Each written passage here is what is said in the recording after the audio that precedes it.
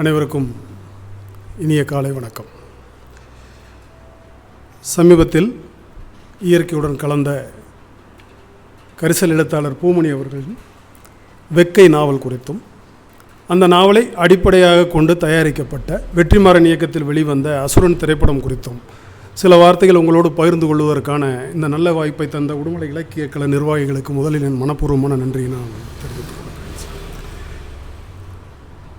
வெக்கை, இந்த எல்லினோ இதெல்லாம் வந்த பிறகு ஆகஸ்ட் வரப்போகிற இந்த நேரத்தில் கூட இருக்கிற அந்த வெயில் சளைக்காமல் சதம் அடிக்குது. தினமும் டிவியை போட்டால் இன்று சதம் அடித்தது. கிரிக்கெட்டில் கூட இந்த மாதிரி யாரும் தொடர்ந்து சதம் அடித்ததில்லை. அவ்வளவு உக்கிரமான ஒரு உஷ்ணமான ஒரு காலகட்டம். அதனால் நமக்கு இந்த வெக்கைங்கிற வார்த்தை ரொம்ப பரிச்சயமான ஒரு வார்த்தை தான். வெக்கை அப்படிங்கிற நாவல் எதை பற்றி பேசுகிறது? ஒரு நாவல் முதல்ல எப்படி ஆரம்பிக்குது? சுஜாதா ஒரு முறை சொல்வார், முதல் வரியில் படிக்கிற வாசகனை பிடிச்சி இழுத்து உள்ளே போடணும்.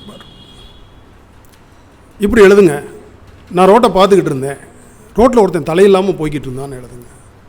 என்ன தலையில்லாமல் போயிட்டு இருந்தானா அப்படின்னு உள்ளே வந்தோடனே, இல்லை நான் அவசரத்தில் சொல்லிட்டேன், தலையில் முடியில்லாமல் போயிட்டு இருந்தான்னு சொல்லுங்கள். அந்த மாதிரி இந்த நாவல் எப்படி ஆரம்பிக்குது? சிதம்பரம் என்கிறவனுடைய பார்வையில் இந்த நாவல் சொல்லப்படுது. நான் அவன் கையை வெட்டணும்ட்டுதான் வெட்டினேன், ஆனால் கொஞ்சம் எசகு போய் கையை வெட்டின பிறகு விழாவில் அருவாள் பதிஞ்சிருச்சு. அதை இழுக்கும்போது ஆழமாக காயம் பட்டுருச்சு, அவன் கீழே விழுந்துட்டான். நான் என் காலுக்கு அந்த அருவாளை உருகிட்டு என் காலுக்கு கீழே கிடந்து அவன் கையை ஒரு எத்திட்டு ஓடினேன். என்னை ஆட்கள் துரத்தி கொண்டு வந்தார்கள். அவங்க மேலே நானே தயாரித்த எரிகுண்டுகளை வீசிட்டு ஓடினேன் அப்படின்னு எழுதுறான். ஒரு நாவல் எப்படி ஆரம்பிக்குது பாரு. யார் இந்த பையன்? ஒரு 10 பருவத்தில் இருக்கிற பையன். அவன் யாரை வெட்டினான், எதுக்காக வெட்டினான் என்பதற்கு கேள்விகளுக்கான பதிலாக விரிகிறது இந்த நாவல்.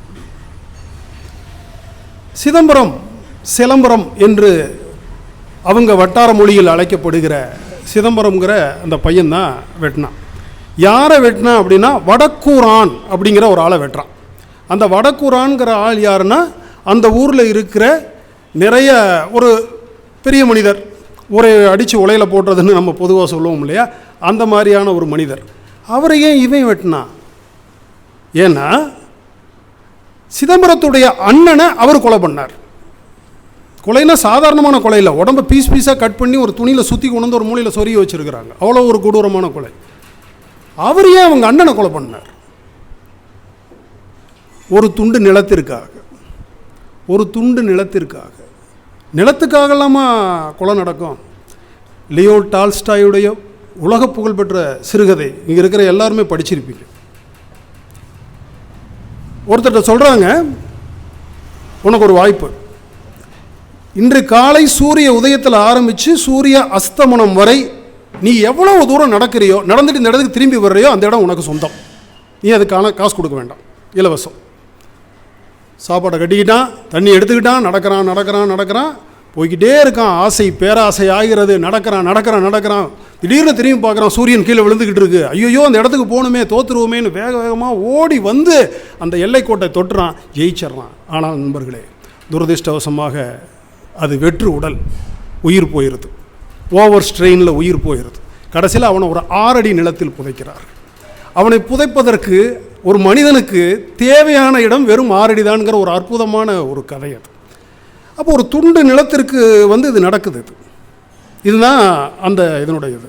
சரி, இப்போ வெட்டியாச்சு, கொலை நடந்துருச்சு. கொலை நடந்த பிறகு இந்த 6 அடி நிலமே சொந்தமடான்னு சொல்லும்போது இப்போ நம்ம யாரும் சொல்ல முடியாது. மின்மயானத்தில் போனீங்கன்னா அந்த புகை பாடும், ஏக்கமாக பாடிட்டு போகும், 6 அடி நிலமே சொந்தமடா அப்படின்னு. யார் எங்கே 6 அடிலாம் கிடையாது மின்மயானம் வந்த பிறகு. அப்போ இந்த மாதிரி இதில் இந்த நாவல் தொடங்குது. இந்த இடத்துல இந்த நாவல் முடிகிற வரைக்கும் ஒரு 8 நாட்கள், 8 அத்தியாயங்கள், ஒவ்வொரு நாளும் ஒரு அத்தியாயம். அப்பாவும் பையனும், வெட்டிய பையனும் அவங்க அப்பாவும் காவல்துறை கண்ணிலையோ இல்லை அந்த வடக்குரான் தேடிட்டு இருக்காங்களோ அவங்க ஆட்கள் கண்ணிலையோ சிக்காமல், கையில் சிக்காமல், காடுகள்லையும் குறுங்காடுகள்லையும் சின்ன குன்றுகள்லையும் அவங்க ஊரை சுற்றி தான் வயல்வெளிகளிலையும் அவங்க அலைந்து திரிந்து இறுதியில் கோர்ட்டில் போய் சரணடைஞ்சிடலாம். அதாவது கொலையை அப்பா பண்ண மாதிரி, பையனை காப்பாற்றுறதுக்காக அப்பா கொலை செய்த மாதிரி கோர்ட்டில் சரணடைஞ்சிடலாங்கிறதுக்கு போய் முடிக்கிறாங்க. இவ்வளோதான் கதை. மொத்த நாவலும் இவ்வளோதான். 8 நாட்கள், அவ்வளோதான். 8 அத்தியாயம், அவ்வளோதானா? பூமணி காட்டுறாரு பாருங்க இந்த 8 நாட்களில் ஒரு உலகத்தை. பிரமிப்பாக இருக்கும், பிரமிப்பாக இருக்கும் அந்த உலகம். அவர் காட்டுகிற உலகம் இந்த 8 நாட்களில் ஒவ்வொரு நாளும் அந்த அவர் காட்டுகிற மனிதர்கள், அந்த சிதம்பரம்ங்கிற பையன், அவங்க அப்பா, அவங்க அம்மா. ரொம்ப இந்த கதையில், இந்த நாவலில் வருகிற ஆண்களுக்கு இணையாகவும் சமயங்களில் ஆண்களை விட அதிகமாக உக்கரமாக இருக்கிறார்கள் பெண்கள். ஒருத்தன் நம்ம வீட்டில் ஒருத்தன் கொலை பண்ணிட்டு வந்தால் நம்ம என்ன சார் செய்யும்? அடா பாவி, இப்படி பண்ணிட்டியாடா, நாசம் பண்ணிட்டியாடா, அந்த குடும்பத்தையே மானத்தை வாங்கிட்டியாடா, இப்படி தானே சொல்லுவோம். அந்த குடும்பம் அவனை கொண்டாடுது. அந்த குடும்பம், மொத்த குடும்பம், மாமா அண்ணன் செத்துறான், மாமா அப்பா அம்மா எல்லாரும் கொண்டாடுறாங்க அந்த பையனை. ஏன்னா அவனை கொல்வதற்காக அவங்க அம்மா அப்பா மாமா எல்லோரும் காத்திருக்கிறார்கள். அதற்கான தருணத்திற்காக காத்து அவனை தொடர்ந்து பின்பற்றிக்கிட்டே ஃபாலோ பண்ணிக்கிட்டே இருக்கிறாங்க. அந்த நல்வாய்ப்பு அவர்கள் பார்வையில், அந்த நல்வாய்ப்பு இவர்களுக்கு தான் கிடைக்குது. இப்படி ஒரு கொலை செய்ததில் அவங்க அப்பாவுக்கும் இவனுக்கும் ஒரு பெரிய வருத்தம். இந்த கொலை செய்ததில், வடக்கூரானை வெட்டினதில் அருவா கூறு போயிருச்சு அப்படின்னு, இதுதான் வருத்தம் அவனுக்கு. அவனை வெட்டினதில் அருவாளுடைய கூறு போயிருச்சான். இவ்வளோதான் அந்த குடும்பத்துக்கான வருத்தம். அப்போ அதற்கு பிறகு அப்படி காட்டுறப்ப அவங்க அம்மாவாகட்டும், அவங்க சித்தி, அவங்க பார்த்திங்கன்னா குழந்தை பிறக்குது, பிறந்த சில நாட்களில் இறந்துடுது, அடுத்தடுத்த பிரசவங்கள். ஒரே ஒரு குழந்தை தான் இப்போ கடைசியாக பிறந்த குழந்தை, இன்னொரு வீட்டில் வர உறவுக்காரர் வீட்டில் வர்ற குழந்தை. அப்புறம் அவங்க அத்தை இருக்காங்க, அவங்க அத்தை, அவங்களுக்கு சானகின்னு ஒரு பொண்ணு, ரொம்ப சின்ன பொண்ணு. அவள் திடீர்னு ஒரே நாள் அந்த எனக்கு ரொம்ப இது என்னென்னா, ஒரு பேராகிராஃபில் கொண்டுடுறாரு அவளை. ஒரு பேராகிராஃப் தான், அது படுத்தா காய்ச்சல்னு படுத்தா செத்து போயிட்டா அப்படின்னு. அந்த அதிர்வுகளிலிருந்து மீள முடியாத ஒரு பெண்மணி, ஒரே பெண், அவள் இறந்த அதிர்வுகளிலிருந்து மீள முடியாத பெண்மணி இப்படி காடு காடாக அலையிறவனுக்கு சாப்பாடு செஞ்சு கொடுக்குறான். எவ்வளோ ஒரு நுட்பமான இது பாருங்கள். ஒவ்வொரு கேரக்டரையும் அவர் செதுக்கி இருக்கிற விதம் இருக்கு இல்லையா. அவங்க அப்பா அப்படி தான். அவங்க அப்பா என்ன அப்படின்னு கேட்டிங்கன்னா, அந்த ஊரில் இருக்கிற ஜின்னிங் ஃபேக்ட்ரி அந்த முதலாளி. இதில் பெரிய ஆச்சரியம் என்னென்னா, இந்த நாவலில் ரொம்ப பேருக்கு பேரே கிடையாது, 1-2 பேருக்கு தான் பேர். அண்ணன், அத்தை, சித்தி, வடக்கூரான், ஜின்னிங் ஃபேக்ட்ரி முதலாளி, இப்படி தான் இருக்கும். இது ஒரு ஆச்சரியமான ஒரு விஷயந்தான். அவங்க அப்பா சும்மா அந்த ஊரில் இருக்கார், பார்த்துட்டு அவர் அந்த ஜின்னிங் ஃபேக்ட்ரி முதலாளி கூட போய் இருக்கார். பருத்தி கொடுக்குறாங்க, இவங்க நிலத்தில் விளையிற சின்ன துண்டு நிலம் இருக்குல்லவா, அதிலே அவங்க மாமா வச்சுருக்கிற நிலத்தில் பருத்தி கொடுக்குறாங்க. வேலைக்கு ஆள் சேர்த்தி விட்றாரு. ஸோ அந்த ஊரில் அந்த ஃபேக்ட்ரியில் கொஞ்சம் ஒரு முக்கியமான ஆளாக இருக்கிறார், அவ்வளவுதான். மற்றபடி அவருக்கு வேறு ஒன்றும் பெரிய இதெல்லாம் கிடையாது. அந்த நிலத்தை வடக்கூரான் கேட்குறார். அவர் ஏற்கனவே வளைச்சி போட்டார் எல்லாத்தையும். இருந்தாலும் இந்த ஒரு சின்ன இடம் நம்ம கையில் வராமல் இருக்கே, எப்போ அதை கொடுத்துட வேண்டியதானே, அதை வச்சுட்டு என்ன பண்ணி தொலைகிற, கொடுப்பா, நான் எனக்கு பாதி ஆயிரும்ல, அது இதுன்னு சொல்லி கேட்கும்போது அவர் வீட்டில் கேட்டு சொல்கிறேன் அப்படிங்கிறார். வீட்டில் அவங்க ஒத்துக்க மாட்டேங்கிறாங்க, நிலத்தை கொடுக்க ஒத்துக்க மாட்டேங்கிறாங்க. அவங்க ஒய்ஃப் ஒத்துக்க மாட்டேறாங்க, அவங்க மச்சனும் ஒத்துக்க மாட்டேங்கிறார். அதனால் அவர் முடியாதுன்னு சொன்னார் இல்லையா. அந்த வன்மம் தான் வடக்கூரான ஒரு பையனை கொடூரமாக கொலை பண்ண வைக்குது. அந்த நிலத்திற்காக நிகழ்ந்த கொலை அது.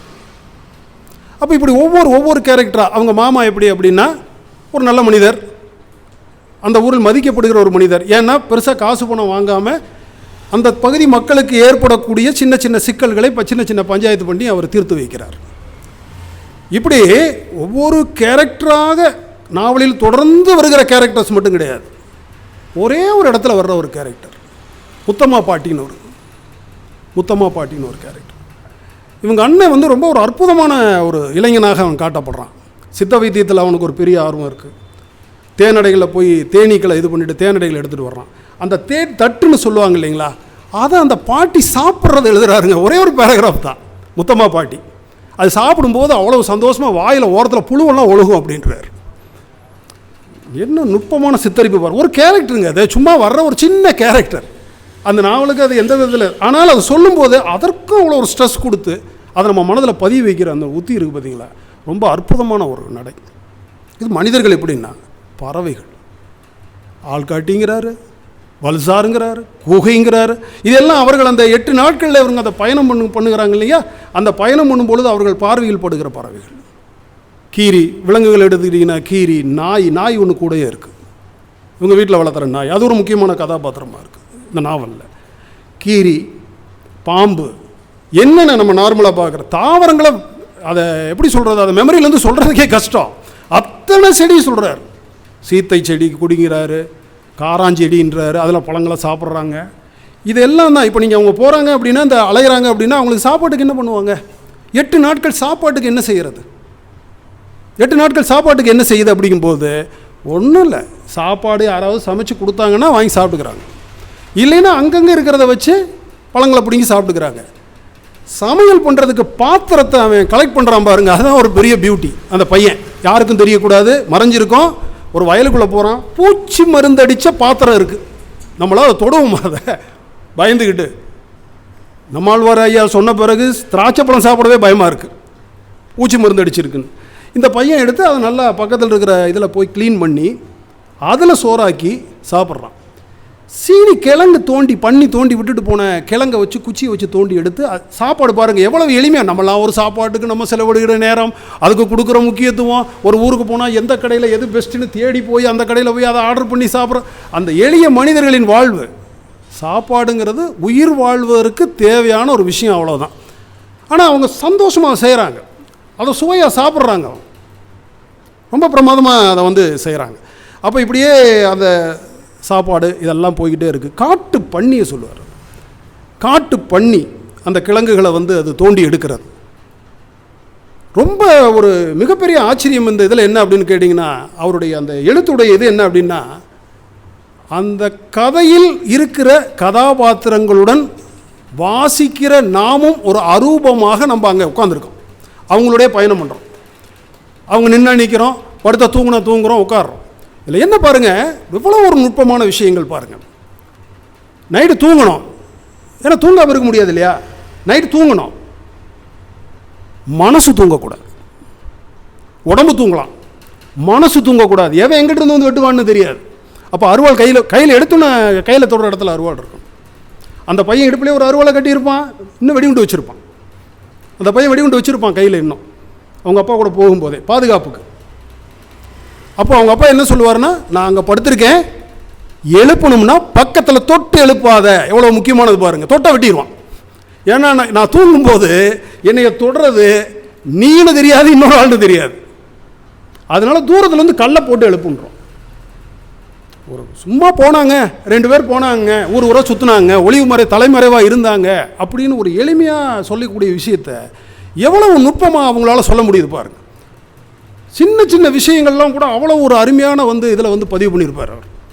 அப்போ இந்த மாதிரி எல்லாம் போகிறாங்க, எல்லாம் செய்கிறார்கள். கடைசியில் அவங்க இதுக்கு சொல்கிறாங்க. இந்த மொழி இருக்குது பாருங்கள், மொழி. இதில் இவங்க அதை விட ரொம்ப முக்கியமானது, இந்த செல்லும் பொழுது அவர் பதிவு பண்ணுறாரு பாருங்கள். சும்மா அந்த 2 பேர் போனாங்கங்கிற மாதிரி இல்லாமல் அந்த பையன் பார்க்குற பார்வை வழியாக மயான கொள்ளை. நமக்கெல்லாம் நான் பார்த்ததில்லை, திருநெல்வேலி அந்த மாடர்ன் திருவிழாவில் அவங்க அந்த மயான கொள்ளை எலும்பை போய் கடிக்கிற திரைப்படங்களை நம்ம பார்த்துருக்கோம். அதை பார்க்குறாங்க. பாம்பு வேட்டையை பார்க்குறாங்க. பாம்பு வேட்டையில் பாம்பை போய் குத்தி நம்மளாம் அலறி அடித்து ஓடுகிற பாம்பை, சாரை பாம்பு, நாகப்பாம்பு எல்லாத்தையும் எலி பொந்துக்குள்ளெல்லாம் விட்டு அதை வெளியே வந்தோன்னா குத்தி தலையை மட்டும் கட் பண்ணி எடுத்துகிட்டு சல்லுன்னு ஒரே தோலை இதை தூக்கி அது இன்னும் துடிச்சிக்கிட்டு இருக்கு. உடம்பை தூக்கி எறிஞ்சிட்டு அந்த வால்லே ஒரு முடிச்சு போட்டு பைக்குள்ளே போட்டு போயிடுறாங்க. அந்த வாழ்வியல், அந்த பகுதி மக்களுடைய வாழ்வியலை எவ்வளோ அழகாக காட்டுறாங்க பாருங்கள். இதில் இன்னும் ரொம்ப முக்கியமான ஒரு விஷயம், இந்த ஃப்ளாஷ்பேக்கில் சொல்லப்படுகிற கதையில் இவங்களுடைய வயலில் காவலுக்கு இவங்க படுத்திருக்காங்க. அப்போ களவாடுவதற்கு போனாங்க. களவாடுவதற்கு ஆட்கள் போகிறாங்க. அந்த கால் செருப்பு சத்தத்துலேருந்து யாருன்னு தெரிஞ்சுக்கிட்டு அவங்க அப்பா சொல்கிறாரு, முத்தியாண்ணே நம்ம இடம்னே அப்படின்றாரு. ஏய் எனக்கு தெரியாதாப்பா, இங்கெல்லாமா கையை வைப்போம், நாங்கள் அங்கே போகிறோமப்பா அப்படின்ட்டு போகிறார். அதே மாதிரி பின்னாடி இவனுக்கு ரொம்ப தாகத்தில் அலையும் போது ஒரு கிணத்தை பார்க்குறான். கிணத்துல ரொம்ப ஆழத்தில் தண்ணி, இறங்க வழியே இல்லை, தாகம், பயங்கர தாகம். அப்போ நடந்து போகிறப்ப அவங்க அப்பா சொல்கிறாரு, நிறைய தக்காளி பழமாக இருக்கும், ஏப்பா 2 படித்து வாயில் போடப்பா, நம்பிக்கிட்டு இருந்தீங்கன்னா தாகம் எடுக்காமல் இருக்கும். ஏன்பா அந்த பாவத்தை வர சுமக்கணுமா? அவன் என்ன பாடுபட்டு வம்பாடுபட்டு தண்ணியை கொண்டு வந்து மேலே போட்டானோ. எளிய மனிதர்களின் அறம் நண்பர்களே, எளிய மனிதர்களின் அறம் திருட போனவனுக்கும் இருக்குது. காவல் கோட்டத்தில் ரொம்ப அற்புதமாக அது எழுதியிருப்பார் அவர், வெங்கடேசன் எழுதியிருப்பார். அவங்களுக்கும் சில நியதிகள் இருக்கிறது, எல்லாத்தையும் செய்ய மாட்டோம். எவ்வளோ ஒரு சின்ன நாவலுக்குள்ளே எவ்வளோ விஷயங்களை அடுக்கிறது பாரு. அந்த மொழி சார் சொன்னார் இல்லைங்களா, இடக்கர் அடக்கரே இல்லாத ஒரு மொழி. இடக்கர் அடக்கலே கிடையாது. அந்த அறுவாலை சரியாக வைக்க தெரியாமல் பின்னாடி தொங்க விட்டுக்கிட்டு இருக்கான், கீழே விழுந்து பின்பக்கத்தை கிழிச்சிருது, 2 குண்டின்றார். நம்மளாம் சாதாரணமாக அந்த மாதிரி ஒரு படிக்கிறதுக்கு ரொம்ப ஒரு கஷ்டப்படுகிற ஒரு விஷயமா இருக்கும்.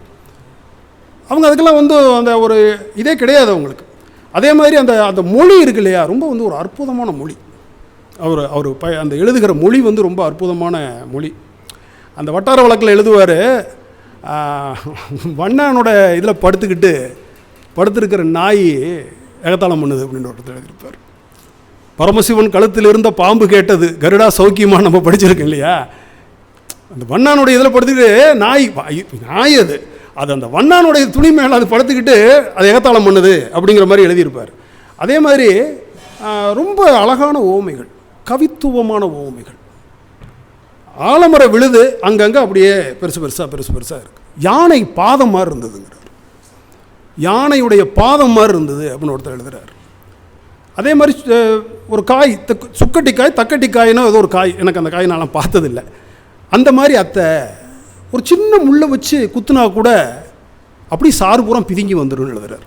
ஒரு கேரக்டரை சொல்லும் பொழுது அதை ஒரு காயோட ஒரு கனியோட ஒப்பிட்டு சொல்கிறதுங்கிறது ரொம்ப அற்புதமான விஷயம். நிறைய விஷயங்கள் விரித்தால் எப்படி இந்த இப்போ அதெல்லாம் மறைஞ்சு போச்சு. அந்த காலத்தில் இந்த இது இருக்கும் இல்லைங்களா, சுருளாக தொங்க விட்டுருப்பாங்க. விசேஷ நாட்களில் சுருளாக காகிதத்தில் கட் பண்ணி கலராக தொங்க விட்டுருப்பாங்க. இப்படி விரிச்சிங்கன்னா அது பாட்டுக்கு பல வர்ணங்களில் அப்படியே விரிஞ்சிக்கிட்டே போகும், பல டிசைனில் விரிஞ்சிக்கிட்டு போகும். அந்த மாதிரி இந்த நாவல் அப்படியே விரிக்க விரிக்க விரிக்க விரிக்க என்னென்னமோ எங்கெங்கேயோ போகுது. சும்மா ஒரு இதான மாதிரி இல்லை. அது பாருங்கள், இன்னொன்று பாருங்கள், சுடுகாட்டில் போய் தங்குறாங்க ஒரு ராத்திரியில் சுடுகாட்டில் தங்குறாங்க. அப்போ ஆயுதங்களை வைக்கிறான். மகாபாரதத்தில் அஞ்ஞாதவாசம் போகும்போது அவங்க சுடுகாட்டில் தான், அங்கே தான் ஆயுதங்கள் வைப்பாங்க அவங்க. ஏன்னா யாருன்னு தங்களை காட்டிக்கொள்ளக்கூடாது, ஆயுதம் கையில் இருக்கக்கூடாது. அப்படிங்கும்போது அவர்கள் அந்த சுடுகாட்டில் இருக்கிற ஒரு மரத்தில் தான், வன்னி மரத்தில் தான் அந்த ஆயுதங்கள். எனக்கு இதை படிக்கும் பொழுது அது அங்கே காரலேட் ஆச்சு. அப்படி அந்த ஒரு சின்ன நாவலுக்குள் இவ்வளோ விஷயங்களா? அப்போ இந்த நாவல் அப்படிங்கிறது சும்மா ஒரு பகை, அவங்க இப்படி பண்ணிட்டாங்க அப்படி பண்ணிட்டாங்க அப்படிங்கிற இதெல்லாம் கூட எனக்கு ஒரு பெரிய ஆச்சரியம் என்னென்னா, ஒரு கொலை நடந்திருக்கிறது, ஒரு கொலை, அது குறித்த எந்த குற்ற உணர்வும் அந்த பையலுக்கு கிடையாது. அவன் ஒரு 10 பருவத்தில் இருக்கிற சிறுவன். அது இந்த கொலையை பண்ணிட்டு ஒளிந்திருக்கிற நாட்களில் கிணத்துல குதித்து தண்ணி குடித்து விளையாடுறான். கிணத்துல குதித்து நீச்சல் அடிக்கிறவங்களுக்கெல்லாம் தெரிஞ்சிருக்கும். நாங்கள்லாம் கிணத்துல குளிக்கும் போது அது ஒரு விளையாட்டு, வாயு பூரா தண்ணியை வச்சு கொப்பளிச்சு மல்லாக்கப்படுத்து துப்பிக்கிட்டே போகிறது, விளையாடுறான். சின்ன சின்ன இந்த கில்லிந்தாண்டு சொல்லுங்களா, அது விளையாடுறான். அவனுக்கு எந்த குற்ற உணர்வுமே இல்லை. இதில் இன்னொரு முக்கியமான விஷயம் என்ன அப்படின்னு கேட்டிங்கன்னா, அப்பாவுக்கும் மகனுக்குமான உரையாடல்கள். அப்பாவுக்கும் மகனுக்குமான உரையாடல் ரொம்ப கூர்மையான உரையாடல்கள். அவன் அனுபவசாலி, யதார்த்தம் தெரிந்தவர்.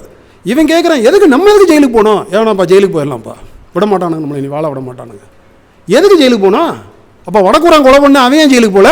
ஜெயிலுன்னு எல்லாத்துக்கும் பொதுவு தானே, அவனுக்கு உள்ளே போயிருக்கணும்ல, அவன் நல்லா தானே தெரிஞ்சான், அப்போ நான் ஏன் போகணும்?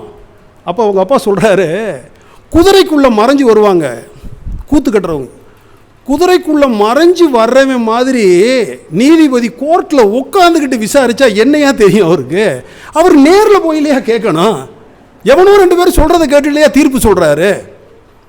காவல்துறை ஆகட்டும் இதாகட்டும் ரொம்ப கூர்மையான ஒரு இது, ரொம்ப ஒரு நிறைவான நாவல், ஒரு சின்ன நாவல். ஐயாவுக்கு நான் என்ன நன்றி சொல்லணும்னா, அவருக்காக நான் இது 2ஆம் முறை படித்தேன். ரொம்ப காலத்துக்கு முன்னாடி நான் படித்தது, அவருக்காக நான் 2வது முறை படித்தேன். இன்னும் ஒன்றும் சொன்னால் சிவஞானத்தில் சொன்னேன், எங்கள்கிட்ட புத்தகம் இல்லை, என்னுடைய புத்தகம் எங்கே இருக்குன்னு தெரியல, என்னுடைய தொகுப்பில் தேடி எடுக்க முடியல.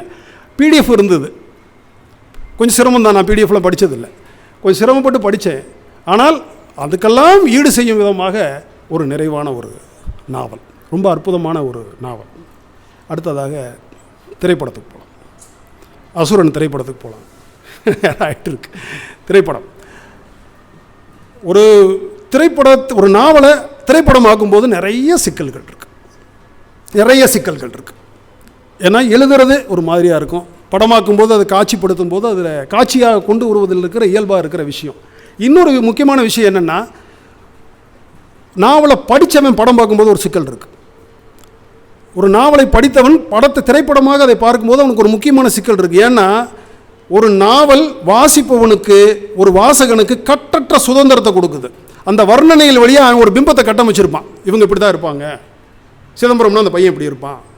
ஆனால் அவனை திரையில் பார்க்கும்போது பகீருங்க அவனுக்கு, இவனாடா அவன், என்னடா இது அப்படி. ஏன்னா நாங்களாம் அந்த காலத்தில் சுஜாதாவுடைய ரசிகர்கள், இன்றைக்கி வரைக்கும். அவர் ஒரு அற்புதமான எழுத்தாளர் சுஜாதா. இந்த கணேஷ் வசந்த்னு ஒரு முக்கியமான கேரக்டர் வரும், அவங்க ரொம்ப முக்கியமான ஆட்கள். ஒரு திரைப்படத்தில் பார்த்தீங்கன்னா வெடிநடைமூர்த்தி, இவனுங்கெல்லாம் டைபிஸ்ட் கோ, இந்த மாதிரி ஆட்கள்லாம் வந்து கணேஷ் வசந்தாலாம் இருப்பாங்க.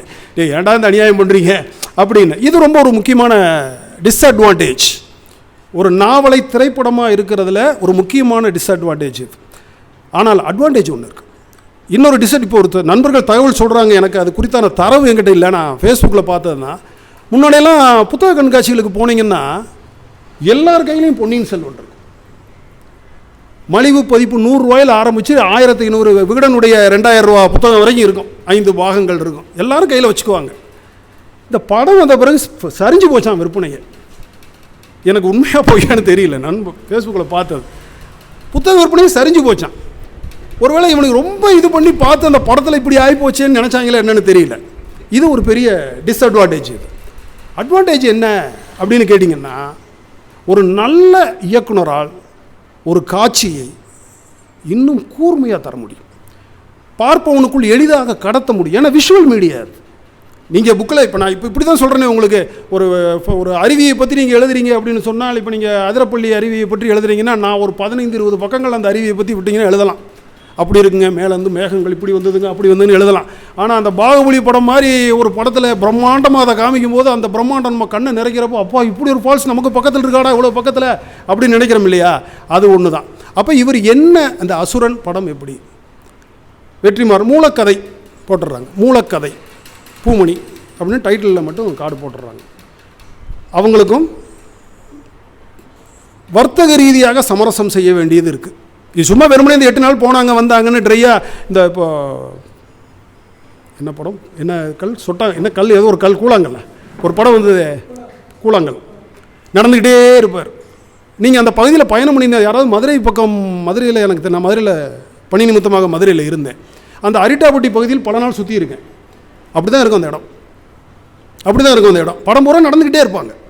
அப்படியெல்லாம் ஒரு படத்தை எடுப்பதற்கு அபாரமான மன வலிமை வேணும் பார்க்குறதுக்கு. ஆனால் வெற்றிமாறன் அதெல்லாம் செய்யலை. அவர் சும்மா இந்த கதையை வச்சுக்கிட்டார். எங்கே தொடங்குது கதை, எங்கே சினிமா எங்கே தொடங்குது அப்படின்னு கேட்டிங்கன்னா, சிதம்பரமும் அவங்க அப்பாவும் மறைவு வாழ்க்கை வாழ்வதற்காக போகிற இடத்துல தொடங்குது. அதே மாதிரி திரைப்படத்தில் சிதம்பரம் வந்து அப்பாவை ரொம்ப கேவலமாக வச்சுருப்பான். குடிகாரர், பயந்தாங்குள்ளி, ஒன்றுத்துக்கு ஆகாதவர், ஏன் இப்படி இருக்கார். திரைப்படத்தில் அப்படி தான் இருக்கும். ஒரு கட்டத்தில் வந்து அவர் அப்பா வந்து எனக்கு இன்னொரு பேர் இருக்குது, பாட்சா படத்தில் சொல்கிற மாதிரி எனக்கு இன்னொரு பேர் இருக்குது அப்படின்னு அவருடைய முன்கதையை சொல்லும்போது தான் அப்புறம் நம்ம அப்பா இவ்வளோ பெரிய ஆளா அப்படின்னு அவருக்கு தெரியுது. இப்போ நான் கொஞ்ச நேரத்துக்கு முன்னாடி உங்கள்கிட்ட சொன்னேன், ஒரு நாவலை படித்து விட்டு அந்த கதாபாத்திரத்தில் இருப்பவரை பார்க்கறதுல இருக்கிற ஆபத்துன்னு சொன்னது தனுஷை பார்க்கும்போது எனக்கு வந்துச்சு. மிகப்பெரிய அதிர்ச்சியாக இருந்தது எனக்கு. இதனடா இந்த கேரக்டர் போய் தனுஷை போய் போட்டிருக்காங்க, எங்கே விளங்க போகுது அப்படின்னு. ஆனால் அவன் ஒரு அற்புதமான நடிகன் தனுஷ். படம் போக போக போக தனுஷுடைய உடல் மொழி, அந்த நடக்கிறது கூட இப்படி தான் நடப்பேன் அப்படி பார்த்தீங்கன்னா. பார்த்தீங்கன்னா அந்த உடல் மொழி, அந்த பேச்சு, அந்த வயதான ஒரு இதான பேச்சு, அந்த பாத்திரமாகவே மாறி இருப்பார். கொஞ்ச நேரத்தில் நமக்கு தெரியாது உண்மையிலேயே தனுஷா இந்த மன்மதராசான ஆண்ண பையனாங்கிறதெல்லாம் நமக்கு தெரியாது. இல்லை இப்படி அந்தளவுக்கு அந்த கேரக்டராகவே மாறி இருப்போம். அதெல்லாம் வெற்றிமாறனுடைய வெற்றி தான். நம்ம ஒரு இதுக்காக இது பண்ணுறல. அதே மாதிரி மஞ்சு வாரியர், பசுபதி, அந்த படத்தில் இருக்கிற அத்தனை பேருமே தனக்கு கொடுத்ததை நிறைவாக செய்திருக்கிறார் எந்த இடத்துலையுமே. அதே மாதிரி அதில் பார்த்தீங்கன்னா இன்னொரு முக்கியமானது பின்னணி இசை. படத்தில் பின்னணி இசை வாய்ப்பே இல்லை. நீங்கள் பார்த்தீங்கன்னா அந்த காட்டு பண்ணி இதுக்குள்ளே வந்துடும். அந்த காட்சி உங்களுக்கு வாய்ப்பு இருந்தால் யூடியூப்பில் படம் இருக்குது பாருங்கள். அவ்வளவு அற்புதமான பிஜிஎம் அது. அந்த காட்டு பண்ணி இவனுக்கு அந்த வேட்டையாடுகிற இடம் வந்து ரொம்ப பிரமாதமாக இருக்கும். அப்போ இந்த படம் வருது. இவருக்கு சின்ன ஃப்ளாஷ்பேக் தான். நாவலில் வந்து அவங்க அப்பாவுக்கு வந்து ரொம்ப ரொம்ப சின்ன ஃப்ளாஷ்பேக் தான். என்ன அப்படின்ட்டு கேட்டிங்கன்னா, அவர் வந்து ஒரு ஊரில் இருப்பார். அங்கேயும் இதே மாதிரி ஒரு நிலத்தகராறு தான். இவங்க ஐயா சொன்னாங்க இல்லையா, வளர்றது பொறுக்காது. ஒரு குரூப் ஒரு கிராமத்தில் வளர்றது பொறுக்காது, கூட இருக்கிறவங்க வளர்றது, ஒரு ஜாதிக்காரன் வளர்றது பொறுக்காதுன்னு இவங்க ஒரு சின்ன இடத்த வச்சு வளர்றது பொறுக்காமல் அந்த ஊரில் உருப்பட்டது. ராத்திரியெல்லாம் அவங்க தூங்க மாட்டாங்க. இதே மாதிரி கையில் ஆயுதம் வச்சுக்கிட்டு தான் படுத்துருப்பாங்க. ஒரு ஸ்டேஜில் பொறுக்க முடியாமல் அதில் ஒருத்தனை கொன்று வீட்டுக்கு தீய வச்சு அங்கேருந்து தப்பிச்சு ஜெயிலில் போய் ஜெயிலில் 9 வருஷம் சிறை தண்டனை அனுபவிச்சு வந்து தான் இந்த ஊரில் வாழ்கிறாங்க அவங்க. இவ்வளோ தான் அவங்க அப்பாவை பற்றி இது. ஆனால் தனுஷுக்கு அந்த மாதிரி ஒரு கேரக்டர் கொடுக்க முடியாது அல்லவா? அவர் கதாநாயகன் அல்லவா? திரைப்படத்துக்குன்னு சில எழுதப்படாத விதிமுறைகள் இருக்குல்ல. அவர் டூயட் பாடணும், அவர் சண்டை போடணும். அதற்கான வாய்ப்புகள் எல்லாம் அந்த திரைப்படத்தில் உருவாக்கப்பட்டிருக்கும். அவங்க அத்தை பொண்ணு காதலிக்கிற மாதிரி, அது இவரே போய் இவர் வேலை செய்கிற ஒரு இவர் சாராயம் காய்ச்சறவர். இந்த மாதிரி ஜின்னிங் ஃபேக்ட்ரி மாதிரி இல்லை. அதில் வந்து படத்தில் வந்து சாராயம் காய்ச்சறதுல எக்ஸ்பர்ட்டு தனுஷ். அவர் காய்ச்சினார்னா அதுக்கு ஒரு கிராக்கி இருக்குது. அதனால் அவர் கூடயே வச்சுருப்பார். அப்போ நம்மள்ட்ட பிரியமாக இருக்கார், நமக்கு ரொம்ப முக்கியத்துவம் கொடுத்து வைத்திருக்கிறார் அப்படிங்கிற தவறான எண்ணத்தில் வந்து இருக்கிற தனுஷ், அவங்க ஜாதிக்கார ஒருத்தன் தனுஷ் தான் அவனை கொண்டு அங்கே சேர்த்து விடுவான். அவன் ஒரு மிகப்பெரிய நயவஞ்சகன், ஒரு துரோகியாக மாறி இவங்களை சீரழிக்கும் போது இந்த பொண்ணை இதில் தலையில் செருப்பெல்லாம் வச்சு, செருப்பு காலில் செருப்பு போட்டா அப்படிங்கிறதுக்காக செருப்பெல்லாம் வச்சு அடித்து அவமானப்படுத்தும் போது இவன் திருப்பி அவனை அடிக்கும்போது அவர் வந்து இவன் அடிப்பார். அதேபோல் என் ஜாதிக்காரன் அடி அடிப்பார். எதாவது எங்களை சொல்லணும்னு சொல்லியிருக்கலடா, ஏட்டா என் ஜாதிக்காரன் அடிக்கிறதுக்கு நீ ஒரு ஆடா அப்படிங்கும்போது தான் தனுஷ் உணர்வு. அப்படி இது வந்து பாசம் அன்பெல்லாம் கிடையாது, அவன் நம்மள்ட்ட திறமை இருக்கிறனால நம்மளை வந்து இது வச்சுருக்கான் அப்படின்னு. அதே மாதிரி அந்த ஒளிப்பதிவும் ரொம்ப குறிப்பிட்டு சொல்ல வேண்டிய ஒளிப்பதிவு. அசுரன் படத்தினுடைய ஒளிப்பதிவும் ரொம்ப இவங்களுடையே அந்த காடுகளில் போகிறது வர்றது எல்லாமே ரொம்ப இதாக இருக்கும். அந்த மஞ்சு வாரியார் கேரக்டர் கழுத்தில் அந்த அந்த அது என்ன துரட்டி வச்சு இழுத்துட்டு அண்ணனை கூட்டு வாடா அப்படின்னு சொல்கிறது, அது அந்த நாவலில் இருக்கிற அதே அதை வந்து அந்த அம்மா ரொம்ப அழகாக வந்து பிரதிபலிச்சிருப்பாங்க. இதுக்கும் நாவலுக்கும் இதுக்கான இது அப்படின்னா நான் ஏற்கனவே சொன்ன மாதிரி எக்ஸாக்டாக எடுக்க முடியாது. எக்ஸாக்டாக அப்படியே எடுக்க முடியாது. ஆனால் படமும் நான் இப்போ 2வது முறை நான் பார்க்குறேன். இந்த பேச்சுக்காக நான் 2வது முறை இப்போ யூடியூப்பில் பார்த்தேன். ஒரு இடத்துல கூட படம் வந்து போர் அடிக்க கிடையாது. இதற்காக ஒரு முற்போக்கு சிந்தனை உள்ள ஒரு லாயரை கொண்டு வந்து ஒரு கேரக்டர் இவங்களுக்கு ஹெல்ப் பண்ணுறதுக்காக, இவங்களுக்கு ஹெல்ப் பண்ணணும் இல்லையா, நாவல் அப்படியே எடுக்க முடியாதுங்கிறதுக்காக இவங்களை ஹெல்ப் பண்ணி இவங்களை இது பண்ணுறதுக்காக ஒரு முற்போக்கு சிந்தனை உள்ள பிரகாஷ்ராஜ் ஒரு லாயர் ஒருத்தர் கூட வர்றார், அவங்களோட வர்றாரு. அவர் எப்படி இவங்களோட பயணம் பண்ணுறாரு, எப்படி அவர் வந்து மெல்ல மெல்ல இவர்களுக்குள்ள இந்த பகுதி மக்களுக்காக பேசி அவங்கள வந்து எப்படி இது பண்ணுறாரு இப்படிங்கிறதெல்லாம் அந்த படத்தோட இது வருது. படத்தின் இறுதியில் அவங்க வந்து என்ன செய்கிறாங்க அப்படின்னு கேட்டிங்கன்னா, படத்தினோட இறுதியில் வந்து இவர் ஜெயிலுக்கு போகிறது, கோர்ட்டில் வந்து சரண்டர் ஆகி அப்பா ஜெயிலுக்கு போகிறாரு, பையன் வெளியில் இருக்கான். பையனை படிக்க சொல்கிறார். பையனை ஏன்னா அப்போ ஒரு வசனம் சொல்லுவார், உங்கள்கிட்ட பணம் இருந்தால் பிடுங்கிடுவாங்க, உங்கள்கிட்ட நிலம் இருந்தால் பிடுங்கிடுவாங்க, உங்கள்கிட்ட படிப்பு இருந்தால் உன்னை யாராலும் ஒன்றும் செய்ய முடியாது, அதனால் நீ படிடா தம்பி அப்படின்னு சொல்லி படிச்சுட்டு அவர் போவதோட படம் நிறைவடைகிறது. இது உங்களுக்கு இன்னொரு படத்தை நினைவுபடுத்தணும்னு நினைக்கிறேன். இந்த இறுதி காட்சி இன்னொரு படத்தை உங்களுக்கு நினைவுபடுத்தணும்னு நினைக்கிறேன். தேவர் மகன் ஒரு படம் வந்து போய் புள்ள குட்டிகளை படிக்க வைங்கடா பாரு. கமலஹாசன் கடைசியில் அந்த அருவாளோடு இருந்துக்கிட்டு புள்ள குட்டிகளை போய் படிக்க வைங்கடா அப்படிங்பார் சொல்லுவார். இப்போ நாவலையும் ஒரே நேரத்தில் படித்து இதையும் படிக்கிறோம். அப்போ சரி, சுஜாதா ஒரு முறை சொன்னார், என்கிட்ட நிறைய பேர் என்னுடைய கதைகளை வாங்கி படமாக்கி இருக்காங்க, ஆனால் என்னுடைய கதைக்கும் அந்த திரைப்படத்துக்கு சம்மந்தமே கிடையாது. பிரியான்னு ஒரு படம், அந்த படம் ஓடினதுக்கு காரணம் ரஜினியின் தலை கலைப்புகளுக்கும் ஸ்ரீதேவியின் நீச்சலுடைய காட்சிகளுக்கும் தான். அந்த ஷீல்டை பார்க்குறப்பெல்லாம் எனக்கு குற்ற உணர்வாகவே இருக்கும் பார். வீட்டில் வச்சுருக்கிற ஷீல்டை பார்க்குறப்பெல்லாம் குற்ற உணர்வு வெற்றி விழாவில் கொடுத்தது அப்படின்னு சொல்லுவார். இவரை கேட்குறாங்க பேட்டி, பூமணியை கேட்குறாங்க. இப்போ சமீபத்தில் எடுத்த பேட்டி அவர், என்ன உங்களுக்கு இந்த படம் திருப்தி தானா அப்படின்னு. இல்லைன்றார். எனக்கு இல்லை, அடிப்படையாக நல்லா இருக்கு, அந்த கென்னுங்கிற பையன் நடிப்பு நல்லா இருக்கு, தனுஷுடைய நடிப்பு நல்லா இருக்கு. படம் வெக்கையா, படம் நாவல் வெக்கையை உணரணும். படம் பூரா குழு குழு குழுன்னு நிழல் எடுத்து வச்சுருக்கிறாங்களே, இவ்வளவு அழகாக நிழல் எடுத்து வச்சுருக்காங்களே, ஏன்னா எப்படி அதை ஏற்றுக்கிறது? சரி, ஒரு சினிமானா அவர் சொல்கிற சினிமானா சில இதுகள் இருக்கத்தான் செய்யும், அவங்களுக்கும் சில தர்ம சங்கடங்கள் இருக்குது. அவருக்கு அது எப்படி அதை அழகாக சொல்கிறார் பாருங்க, சுஜாதா மாதிரி டைரெக்டாக சொல்லாமல், ஆனால் அப்படி தான் செய்ய முடியும்.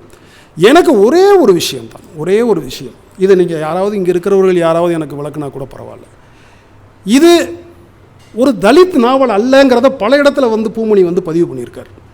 இந்த நாவல் ஏன்னா அப்போ எழுதுறது எல்லாமே, நாவல் எழுதப்பட்ட காலம் 82, 1982, அப்போ எழுதப்பட்ட காலம் இல்லை. அவர் என்ன சொல்கிறாரு, ஒரு நிலம் வைத்திருக்கிற ஒரு ஆதிக்க சாதிக்கும் ஒரு குறைவான நிலம் வைத்திருக்க ஒருத்தனுக்குமான போராட்டம் தான் இந்த இதுன்னு எழுதியிருக்கார். ஆனால் படத்தில் என்னுடைய பார்வை, நான் தவறானு தெரியல, படம் ஒரு குறிப்பிட்ட ஜாதியை குறிக்கிற மாதிரி தான் காட்சிகள் இருக்குது. அவங்க வாழ்கிற பகுதி குடிசை, சின்ன சின்ன குடிசைகளும் இதுகளும் அந்த மாதிரி இருக்குது. அதில் படத்தில் ஒரு வசனம் வேறு வருது, நல்ல வேளையாக இது ஊர்கலவரமாகவோ சாதி கலவரமாகவோ மாறவில்லைன்னு சொல்கிறார். ஒருவேளை வெற்றிமாறன் சும்மா இப்படி சொல்லுவதை விட இப்படி ஒரு எடுத்தால் இது இன்னும் கூர்மையாக போய் மக்கள்கிட்ட போய் ரீச் ஆகும் அப்படின்னு நினச்சாரோ என்னவோ எனக்கு தெரியல. நீங்கள் யாராவது இதற்கான இது சொன்னீங்களான்னு நான் கேட்டுக்கிறேன். நான் என்னுடைய பார்வையில் அப்படி தெரியுது எனக்கு. ஏன்னா அவர் இல்லைன்னு மறுக்கிறார். அவர் பல இடங்களில் பல பேட்டிகளில் அதை மறுத்திருக்காரு. ஒரு நாவலாக நீங்கள் இதை படிச்சிங்கன்னாலும் சரி, ஒரு தனிப்பட்ட நாவலாக நீங்கள் படிச்சிங்கன்னா சரி, ஒரு வாசகனாக உங்களுக்கு அது மிகப்பெரிய நிறைவை தருகிறது. இன் ஆல் ரெஸ்பெக்ட்ஸ், எந்த இடத்துலையும். ஒரு சின்ன நாவல் தான். இந்த சார் சொன்னாங்க அஞ்ஞாடியெல்லாம் அவர் எழுதியிருக்கார், மறுபடியும் அவர் தான் எழுதியிருக்கார், 1000 பக்கத்தில் எழுதியிருக்கார் பின்னாட்களில். அப்போ ஒரு சின்ன நாவலில் இவ்வளோ ஒரு செறிவாக அவர் எழுதியிருக்காரு அப்படின்னு சொன்னால் ஒரு வாசகனாக அது நிறைவாக இருக்கிறது. வெற்றிமாறனை பொறுத்த வரைக்கும் ஒரு இயக்குனராக அவர் மிகப்பெரிய வெற்றி பெற்றிருக்கிறார். படத்தில் எங்கேயுமே எந்த இடத்துலையும் உங்களுக்கு ஒரு தொய்வே இருக்காது. படம் நீங்கள் பார்க்கும்பொழுது எந்த இடத்துலையும் ஒரு தொய்வு, இந்த ஐயோ என்னங்க என்ன ஒரு ஃப்ரேம், இந்த ஃப்ரேம் தேவையாங்க அப்படிங்கிற மாதிரி இருக்காது. இசை, ஒளிப்பதிவு எல்லாம் சேர்ந்து ஒரு பார்வையாளனாக ஒரு திரைப்படத்தை பார்க்கிற ஒருவனுக்கு மிகப்பெரிய அற்புதமான ஒரு அனுபவத்தை அந்த படம் தருகிறது. இந்த நல்ல வாய்ப்புக்கு நன்றி நண்பர்.